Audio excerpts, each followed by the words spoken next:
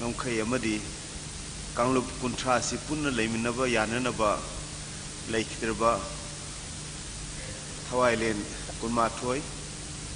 punna 97 to 2001 nakoi nauksa dagi horagana tampasana phawba bagat phawba kunmathoida ekoina nakoi da kok noli nakoi gi minglen na numit thana leiri mkhai kanglai paktagi mutta voice no ngasigi dais telengcham beriba amuko gi president manipur gi 30 communities ki people's leader aina khanjabada community kuntra gi manungda ama ani natana di loina sure na khalli amuko gi function sida aduna amuko na 30 community ki leader korok pasina takpadi amuko ki platform asi manipur si community kuntra makini aduga mapandagi lengbirakpa asauba team ama Bangladesh tagi lengbirakpa AK Saram amadi imana lengbirakpa namjingru lengbirakpa Bangladesh ki Manipuri lusingba kuntra manga khwaidigi sauba delegate oina lawbi ai ngasi phawgada mathangda United Manipuri Association Assam dagi lengbirakpa dai lenghen biriba singh aduga sons and daughters of Manipur and friends of Manipur amuko gi ngasi phawbada magi machimana oiba apex organization amaga punna makhoina pami basi unity struggle and unity sini aduna unity struggle and unity and struggle masi gi matengna kanglai pak Manipur asi sahi lising tarakun hingadori bani aduga masigi motto asi unity from within manung dagi unity lakpa aduga unity from without mapan dagi lakpa haibasina yamno official oi aduga unity from within si ngasi gi darkar oi bani thamoi manung dagi kanglup kuntra sigi awana samana na pumina ba haibase masina kanglaipak Manipur na sahi lising kaya hingnabagi amata ngairbu upaini unity from within aduga state government state na unity from without sagatpa ngami state king na pangthoi basi unity from within ding ngamde unity from within di ngasi lengai ba kanglaipak Manipur gi 30 communities ki public leaders na Manipur gi kanglaipak ki puwari singa kadori bani state ta thajabadigi hena ekoina miyam da thajai aduna masigi da ngasi phawbada ekoina makhoi kunma thoina juntra nipan gi numiki marta trahumdoi juntra nipan gi matung da thorakpa sahid lepa ki thawai thakiba manga aduna pre June 18 amukona miyam gi rally oina Manipur gi itihas ta khwaidigi sauba rally ama Manipur kannaba semkiba 97 gi rally da laikhidaba thawai median ahum makoi su Manipur gi machane aduna makoi kunma thoye si June uprising gi mamang June uprising ki matung punna kulma thoye si akhoi gi ahenba iramdam gi masani hariba kulma thoi si gi manungda ama watna amatang bu kaukthokku matamda iramdam si kaukthokre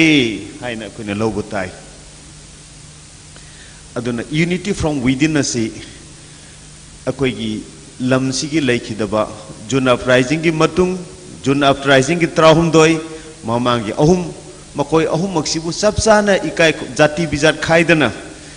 ikai khumnaba ngamaba matam aduda Manipur da unity laigani amatang chithaba matamda amatang tan yengmada thungdaba matamdo madu Manipur kainabagi ahanba wasakni अदुना अखोई के लैपाक सिदा rhetoric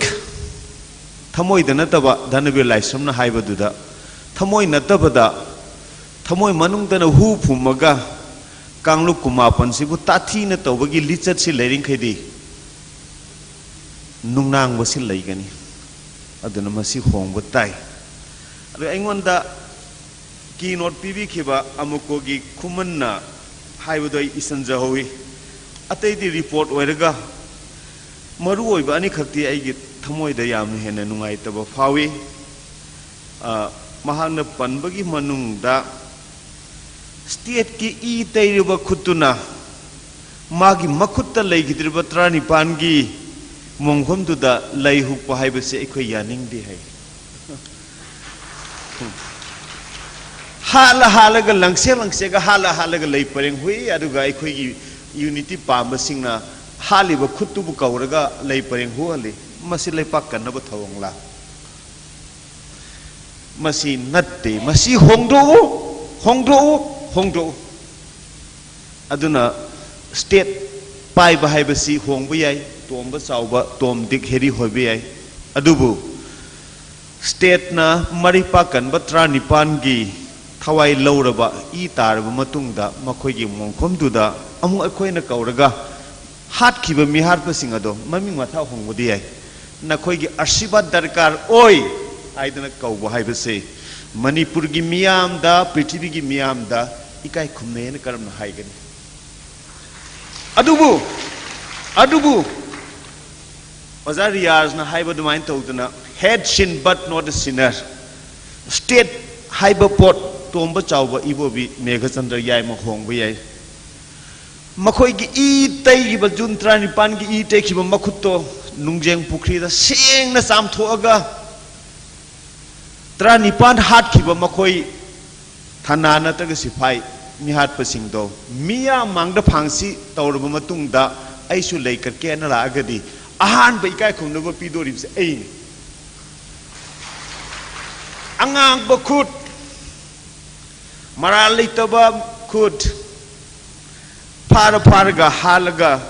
आइन थुगायरगा आइन बु खोंगनेरनरगा खुला याउत्रबा मतमदा पाता हालगा भारत की आइन पृथ्वी की आइन बु थुगायरगा हात लोयरगा विक्टिम शहीद सिंह अदुगी नुंगसिबा सिंगना मिहात सिंह अदुदा नंग लेंबिरओ नंगना मंगोल पिबियु मखोयगी थवाई 35 सिना मंगोल फंगबदे लायरदना अतियादा सिल्लिबा मिहात सिंगी ई कोक्त्रिबा मकुट सिंह अदो मखोय 35 ना यामना खाना येंगनी मसे सामथो अंगांग बखुट्टु मदुगी मतुंगदा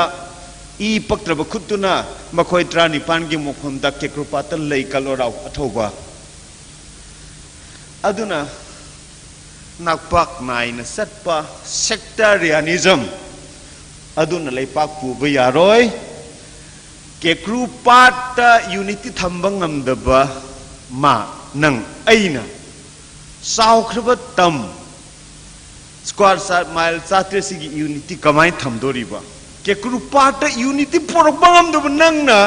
मणिपुर वैली की स्क्वायर माइल चात्रेक यूनिटी करन पोरकनी चिंग की स्क्वायर माइल लिसिंग निपान की यूनिटी करन पोरकनी impossible is a word for those who are dishonest and who cheats himself पुक्चेन सेंगु मणिपुर दरकार ओइरबदी सेंजु नते लाइरबसु नते दिल्ली की लुपा चहुम yang बुमंगा दु नते पुक्सियन सेंगबा हाइबदो मदुगी असेंगबा पी मरिक अमतंग ताबदो मदुनी मणिपुर की लैपाकना मणिपुर इमाना पामी संगी तौक्सनबा ग्लिसरन तैबा माइक लिसिंग पानबा तौक्सनबा टेप रिकॉर्ड तौबगी कप्सनबा अदुगुंबा सिंग अदो मणिपुर की इमाना मदु ख्वाइदगी तुगचबा पोने मदु हुंदो मदुगा पुनगनी मधु लिसिंग नटे मधु असेंग फुरुप नटे अदुननी 1950 दगी ngasi भावबदा फुट अनि चंगी foot अहुम हंदोइबसे you have done mistake you have done crime and you are not leader your group is not leader you are committing crime against mankind lusing ba haibasibu केक्रुपाट unity थमंगमदबसी लुसिंग बरो मसी adviser लानी सरकार इसामक प्रजा खबर पुनमक्ता हंगिबनी खुबाबु चाकबा संगम फादब केक्रुपाट सिदा अनि थोअगा अमतबु चैरो अनिमकु चैगे अमतबु चैरोय अनिमकु चैगे अईगिदि अनिमकसे थवाईगी थवाईनी अनिमकसे मणिपुर इमानसु अनिमकसे अहनसु याइमसु तोमसु थवाईगी थवाईनी नखोई अनीना समू पांगन सावरगा केकुरपात पुन्ना सोरार कमिन्ननी हायरगा नखोई केकुरपात पता मुन्नबद लोयदना मधु यूनिटी ने हाय मधु अहेब लुसिंग मन फी मरुमदगी लुसिंग बसिंग हाय केकुरपात अनी थो अदुग केकुरपात चंगहंगनु मधु मधु मधु चंगहंदब मयामबबु मनाउना मनाउना मयामबु चंगहनबदबदुना मणिपुर गे लैपाक सेमगदौरी बा नाहाकुंब लिसिंग तरा पोखरबनी पृथ्वीदा नाकी नमिंग दे इतिहास दा सैखै ओइबिलाय कोमा ओइबियार केकुरपात हाना पुनब तमो build up unity of Manipur at Kekulpat first nakoi ani pullo adugi matungda tamda unity porkba honau madugi matungda singda to rumal machet amada unity porkpa ngamdaba nangna you Kekulpat tokhai saliba nangna Manipur bheli pundoriba mauksa gi lepak tare thokna kaigani sagai tare thokna kaigani piba masen hadani adu loidringaida jingdi kamaina pundori hongo kadi hongde wahi hongba natanangi thamoi hongde lusingba akhoi di rengta lusingdaba tunginba mida saude lusingba naha khakta da akhoi na warui naha khakta da manipur imana naha ki nakhong da pi tai kekulpata nakhoi loina kanmin no masini ai yam samaba खुमन हायरमद्रगदि आई मसी हायरोइदबनी अदुना मसी पुवारी नैनबनी आइगी लनाइगी पिबापम नैनब नत्ति यूनिटी फ्रॉम विदिन थमोइदगी पुलु थमोइदुदि असुम सिनद्रगा कमाय पुंदोरिबो समु पांगन सावरे 97 फावददि अमतमुक सावरमी 2001 दगिदि नखोय अनि मपुंग फारे नखोय अनि नुसिनना सामिनौ पुखम ममतर सामिनौ नखोय अनि पुल्लगा एपेक्स बॉडी नखोय अनिहुम पुलगा लेपाक से कल्लु मसीना मणिपुर इमागी अपामबनी नखोयदगी अखोयदगी अदुग अतोप अमना खुमन्ना हाइब लमाई से हांगदो ओमद्रगदी अइगी लमाई सो हांगदो ओमोय मपुंग फादब पंदुक ओइना लेरमगनी खुमन्ना हांगदो ओमदगी लमाई मान लमाई अमा हांगदोकदा अइना लमाई लिसिंग मा हांगदोकरे मसीगी गाकपिगनी अदुना हाइबा अहोंबसिंग असे अखोय दरकार ओय अदुगा मणिपुर की यूनिटी सी टेरिटोरी द नतना पीपल्स यूनिटी सी कन्न थमी पुनमकना अदुदा मसिदा कनागुंबन हाय पान नागा मूवमेंट पान मिजो मूवमेंट पान मिते मूवमेंट पान मिजो मूवमेंट याब तारगदी pan Naga movement greater Nagaland यागदबनी ग्रेटर नागालैंड से यारब मतुंगददी ग्रेटर मितेलैंड यागदबनी ग्रेटर कुकीलैंड यागदबनी अदुना कल्चर द पुनबनतना any pan movement is fascist and the dictatorial no pan movement has survived in human history madu tauganu that theory that ideology na khoi degi 20,000 times kallaba Hitler na chang yangkharbani pan movement tauganu pan naga movement pan mizo movement pan mite movement pan thadau movement pan arab movement pan american movement tauganu no pan movement has ever succeeded in 10,000-year-old human history aduga mapanda leiba singa khoiga culture gi link thambadi ai pan movement sigi theory si yakhiba matamdadi you become another Hitler and you are tiny Hitler greater Mizoram gi greater Mitelang gi greater Nagaland gi apik pa Hitler oiruganu maramdi achobi Hitler do collapse tawganu aranba theory tawganu Manipur gi theoretician aduga wakhal leibasing ase hummaga chatpa yaba matamdu hen kharbani yamna hen kharbani aduna kaido nungda pan gi theory amuk tawganu Hitler na Lebensraum pan German movement Austria Czechoslovakia tawbu matamdo Manipur da leiriba nongmai pairiba mayam sai masidi makhoi gi yengnabada karimta nate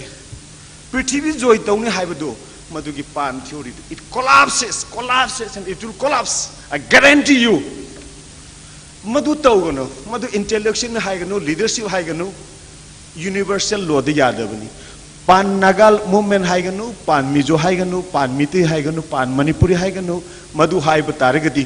pan arab land semaku taragadi prithvi sida there will be imperialism revival race state Mongolian state haigano Manipur da miti bamon lai miti pangal lai Bishnupura origin gi miti ongrba mayam lai aduna awang no pokta Mongolian theory jo haigano racist theory has ever failed itself failed adu ngangano mina reject ogrba theory punamak Manipur da pusalakano madu unity oibe yaro nang sibadi lai nang loop sibadi ai na hak loop matam da Manipur loop kani we assure you history na proof tawrba poni racism sagat pe yade pan movement sagat pe yade imperialism sagat pe yade adu ko loina Indian colonialism su akoina 65 ta MSU ki president oiba matam dagi hawna ngasi bhawda koi fire su honde colonialism has never survived racism has never survived pan movement has never survived imperialism has never survived it shall never survive aduna greater haibasi it is very dangerous doctrine and it is the failed doctrine masini aduna haibasing asina myth ni leven strong gi myth living space ki myth se masi akoi thugai gadaban aduna community kuntra gi lusing basing tinbi bada masi ningsing biribase ekoina akoi da appeal tawjeri any pan mite movement pan chote movement to tawinu it can never survive aduna mathangi atopa amana media asina it is more powerful than the power of the state mi gi thamoi si media asina loinu honga bane aduna Manipur gi print media di chahi taras da angakpa phangna universal oi angakpa phangna adubu government of India radio na labor salaiba Doordarshan gumba AI gumba city highly partisan highly communal highly racist aduga makhoi gi ngarang radio du taba matamda loop ama khakta gi maming da season nei BJP ga aduna loop ani khaktang amana India gi party amana loop ama khaktang gi propaganda tawi you are unfaithful to your professional commitment AIR da labor missing nahak kuina hingada banate nahak chumi oibane ko gum sakhini karigino why you have say conducted amuko gi tawne se nahan amu hagre chumi adu hayeng laiba targadi you should do professional justice Mr. Propaganda machinery in palace compound aduna BJP ga haiba targadi Congress ki jo hayo CPI gi jo ngasi ira babon tawni madu hayo ngasi gi thodoksi adu gi amna maset tan ngang ba radio sidi Assam du su kaisu tarakte Hian Malay masjid tabsi sector Indian si lay government ki electronic media se karamba mino haibada madu fallacious absurd person highly communalized mitei ore ko su magi sagai nati man lupa mada kahena laimung loraba mi ate si ubang ngamuktraba adu gumba sing atini makhoi sina singmi gi mayokta adi kanglup ki mayokta makhoi na radio gi machinery ji sinar hatred se hidden hatred sandoi change your propaganda machinery, change your air, change your electronic Doordarshan. Masini. Aduna kuki gi andhanaba amagi handhanaba natraga loop amagi handhanaba propaganda machinery oina siznaba taragadi Manipur da unity porakpada wagani. Myth, break the myth. Phattaba sing asigumba sing ase na matik chade nang air phami badu. You are totally professionally incompetent. Nangonda how butatiba mitei butatiba lupamu butatiba bamon butatiba lay nangi professional commitment da in the colonial started madu yautam change your briefing Mr. Propaganda leader in air and the Doordarshan in Imphal masini aduna sandoku matamda kanglup macha gi tawjiba sing asisu phajana sound broadcast to as good as the Valley people's performance. Adubu print media di angak pafangna thaganing hai oi. Assam dai koi na sahi kuntre kunipan si leiraku matamda Assam gi media na Manipur gi print media si yong na tangkha yong na kakat pangamde. Asu gi matik fear oi. Army gi so happy NGO ke so happy, government ke so happy, adu Manipur ki print media sidi tamjana famni. Indian print media has to learn a lot from Manipur print media. Yam phajabjani. Adubu marak ta ai no wahi hen badagira natraga India ki colonial media chaibada khara understanding luar para karim kanda ai gasu garbar thoktab din natte. Adu ai matang sana karigumba ai ne soi bi aurgadi. I apologize. Braveness lies in the man who can apologize for his mistake. Magi pang ba unity thugai na ba losan ba mido madu brave nate. Braveness lies in the hand that admit its mistake. Aduna Manipur ki unity the kai ba do kekur pat kai na ko tori ba do apology to. Then history will honor you as one of the great men masini. Ani maktani samu pangan saw ba na ko ani maktani hairis. Amata ganati ani makta punna haiba wafam ne. As a man, as a citizen. Manam de aina haijaba sida tabi na bukhar lay haidana su thajaraga haijaga. Aduga atopa mana India ki print media, especially Telegraph ki how would the gino loibo paus the afaba article khar thogasu editorial comment agina fifth column dagina taurisi mitei len tangkhul len haidana khaido oga ukrul asigumba the punna tajaba jaga sing asida referendum taugan asigum oideba sandoe Telegraph kida Manipur ki correspondent sing asi na makoi editor the editorial board sida masida complaint tawusumi they have gone too far adu makoi si penal logi matung da makoi si phaba yarabani communal hatred sandopagi Manipur ka idi ki communal len lai dorino punna tajaba lamsu referendum propaganda what a wrong propaganda you are doing aduna man tawgu propaganda sina lura ibadi hidden propaganda se tabad yam phajahalaga peace process propone hairaga manungda hidden communal bomb phumeba Telegraph and many of the national papers they publish hidden communal bombs maduna Manipur ki integrity da mateng pide Manipur thugai bada makoina achobu role lawi we condemn you and we warn you madu tawganu nakoi sumini aduga hidden agenda hidden communal agenda hapaga kuki naga hanuna ba mitei ga naga ga final tanaba nakoi na tawganu you the national media you beware of your shortcomings you correct yourself aduga masi nakoi ki publication kharde they deserve banning from government's law and you personally deserve imprisonment project tawga communal hatred ki yam yawi aduna masi media ki midne media na khoi siam khana hali media na khoi bunuksin hali media ki positive role expect tawi aduga identity ki issue na narpu matamda economic issue merger ki issue land and the people ki issue lai aduna hairiba issue ahum je masi khoi na ba sangi yam hena aduga causes akoi ki disunity lai se kadai dagi nu haida community right haibasi limited right ni Manipur ki making of the history dadi sina Naurem land sina RK land sina Oinam land ai dana khak leite Naurem le kai da Naurem no punna tai ya school da RK punna tai adu Oinam dana Oinam na punna tai sumaina punna tai haidana Manipur si community land lei haidana propaganda tauba community rights si lei haidana haibasi masi beyond certain limit akoi gi Manipur unity da kai adu higher writing sing as scholars sing that section bipachumi aduga minority rights community kuntra gi manungda community kumapang gi minority rights se majority oiba valley people nga pangam dragadi that is the first step of the breakup of Manipur unity community kumapan se masi gi lon kumapan si su Manipuri languages ne every valley de laiba mi khudimana tangkhulon kukilon paitilon loina khangba ngamdragasu yamdrabada amani di tamba changi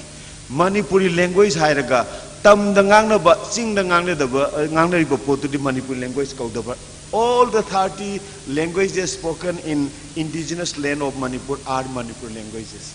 aduna masigi misu thugai ga dabani tam da laiba sing na makhoi na ngangi ba lon sing atena Manipuri ni aduga sing da ngangbu di Manipuri na but they are also speaking another form of Manipur language aduga Tibeto Burman ngatani aduna hai ba lon kuma panjai masi mitei language ga manana develop to ba haibasi majority valley people ki responsibility ni masi develop tawgadabani Manipuri people speak 30 Manipuri languages not only Meitei language aduna aduga Manipur gi institution hapa kudimakta Chief Minister gi budi yam oigre singdagi Manipur gi institution kudimakta chingi missing na khwaidigi maru oiba khwaidigi important position powerful position si akoina rotate tawrga pahengadabani masi power sharing and a partnership kawe aduna government of India na Manipur ge dagi singmi na targa tammi especially tamdagi kanagum mi ama ambassador ohende governor ohende president ohende magi colonial political culture do akoina tammoi akoina India ge colonial political culture do contradict to wadmain tawdana Manipur manung dasu India ge colonial culture gi political culture gi carbon copy da akoi de lebi aroi every 29 community has the right to be the head of any institution, maybe Sahitya Academy, State Academy in Manipur, maybe Sahitya Parishad, maybe Dance Academy, maybe university. Manipur University da mayang na mari mangar oigre, mitay su anyong oigre. Jingmiya man vice chancellor oigni haibegi imagination da Manipur elite ki imagination da lakte base. I am totally amazed. Moina nainaba matam da Mitay ngakten oinin khaleba adu lepa kairam dadin tangkul ningsing ay cookie ningsing ay lepa kairam dadi aduga aduna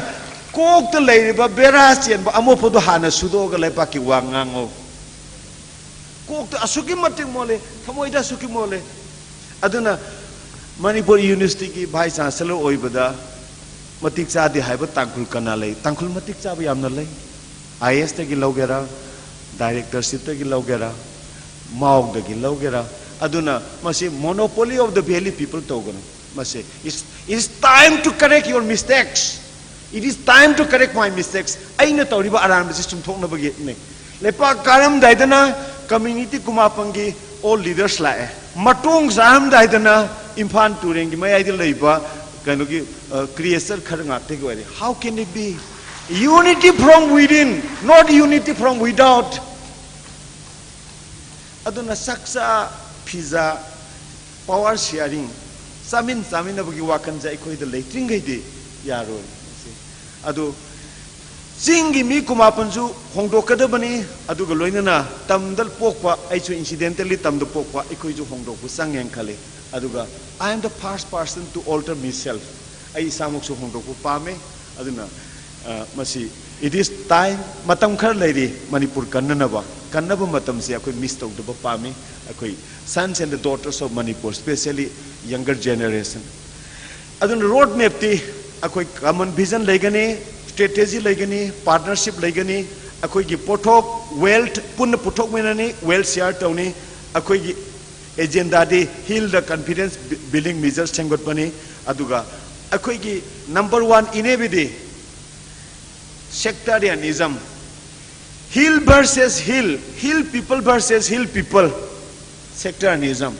valley versus valley, sectarianism, Paite versus Thado, sectarianism,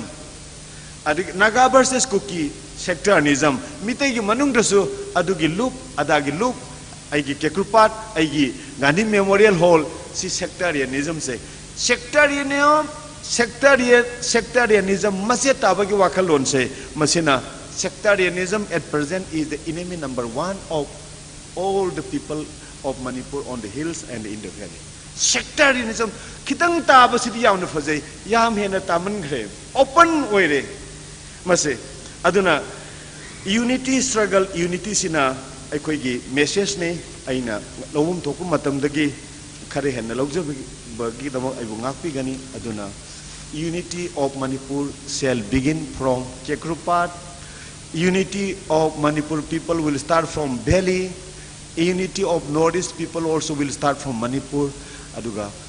Aikoina wabada nungaibada simi tami punna hek awaba nungaiba share dominating gedi